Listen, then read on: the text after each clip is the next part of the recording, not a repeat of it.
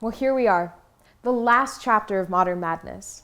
You feeling okay? Need a bathroom break or maybe a snack? Go ahead and pause this while you do that, since you don't want to miss any part of the most positive video in this series. What we've seen so far is there's a common problem of inaccurate portrayals of mental illness in movies. Not only that, but this is a result of social stigma. Now, this is an even bigger issue because these stereotypes are seen frequently, which causes a cycling of stigma because mass media is a source of information for a lot of people. So how does this show up in movies? Well, we have that beautiful concept map of a strict narrative structure that waters down real-life mental illness experiences into an easily digestible plot. Not only that, but this negative perception appears in every part of the films, from plot to character tropes. Even if these stigmatized perspectives and stereotypes exist everywhere in movies, we have the power to change that.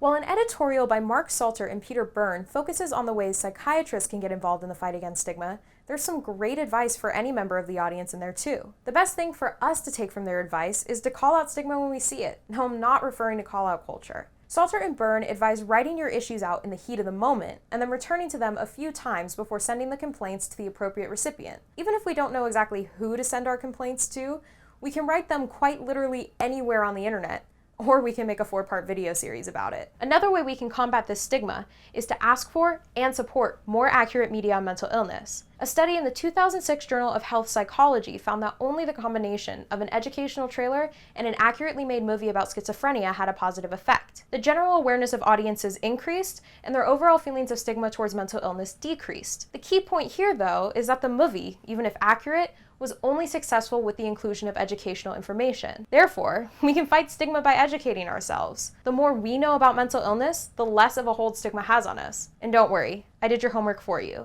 There will be links in the description for more information. At the end of the day, we have the power to be in active conversation with what we're seeing on screens. Whether that conversation is on a communal or individual scale is up to you, but both are just as valid and important. Well, here we are.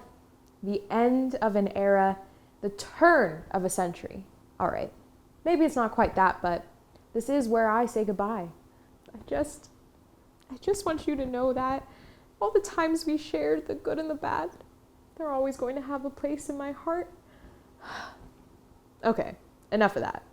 I had to throw in a little cinematic moment, but I may regret it when I have to watch it over in editing. Thank you for navigating this modern madness with me. I hope you now feel ready to fight stigma in small and big ways. And if you don't, that's okay too. I just hope you learned something and were maybe entertained. Check out the description for links to more information and resources. There will also be a link to the Modern Madness website, which has a more in-depth explanation of my research. Remember to be kind, to be understanding, and to enjoy movies, even if they're problematic now and again.